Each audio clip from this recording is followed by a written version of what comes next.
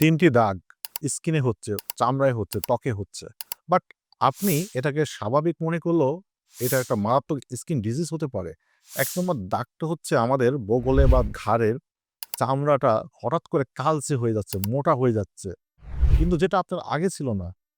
এই রোগটা হচ্ছে অ্যাকান্থোসিস। কাদের বেশি হচ্ছে? যারা হঠাৎ করে মোটা হয়ে যাচ্ছে, যাদের ডায়াবেটিকস হয়েছে, ইনসুলিন বডিতে কাজ করছে না, তাহলে আপনার ঘাড়ের চামড়া, বগলের চামড়া কালচে রং বা বর্ণটা এত বেশি কালচে হয়ে যাচ্ছে, দেখতে অড লাগছে। আপনি যতই হাইড্রোফেশিয়াল করেন, যতই ঘষাঘষি করেন, এটা ভালো হচ্ছে না। ২ নম্বর, কিছু জায়গায় চুলকাচ্ছেন। চুলকাতে জায়গাগুলো মোটা হয়ে যাচ্ছে, ত্বকটা মোটা হয়ে যাচ্ছে। সেটাকে আমরা বলছি লিসেন প্ল্যানাস। এই জায়গাটা লিসেন সিমপ্লেক্স থেকে শুরু হতে পারে। লিসেন সিমপ্লেক্স ক্রনিকাস হতে পারে। তো লিসেন জাতীয় যে সমস্ত ডিজিজগুলো স্কিনে রয়েছে, এটা আপনার সাধারণত রোগ। আপনার স্কিনটা মোটা হয়ে যাওয়াটা স্বাভাবিক না। ৩ নম্বর যে দাগটা আমরা কম বেশি অনেকে দেখি, কিন্তু কেউ কি মনে করি, এটা সোয়াসে মনে করি, অভিশাপ মনে করি বা খারাপ মনে করি।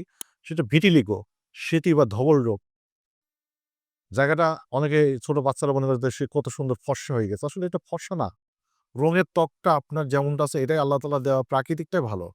যখন কারো রোগটা ভিটিলিগো অ্যালবিনিজম এমন একটা ডিজিজ যেটাতে রঙের চামড়াটা একদম ফর্সা হয়ে যাচ্ছে, যেটা মেলানোসাইটটা এনি কারণে অটো অ্যান্টিবডি বা আদার্স কোনো কারণে ডিস্ট্রাকশন হয়ে গেছে, যেটা মেলানোসাইটটা ডিস্ট্রাকশন হয়ে যাওয়ার কারণে মেলানিন পিগমেন্টেশন উৎপাদন হচ্ছে না।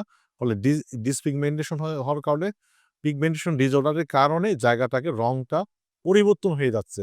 কখনো হালকা সাদা, পরিপূর্ণ সাদা হয়ে যাওয়ার কারণে আপনার রংটা এমন দেখাচ্ছে। এই ৩ টা লক্ষণ দেখা দিলে আপনি চিকিৎসকের সাথে কথা বলবেন। এখানে বর্তমানে অনেক চিকিৎসক রয়েছে, এটা ভালো করা সম্ভব। আজকের ভিডিও এখানে শেষ করছি। আল্লাহ হাফেজ।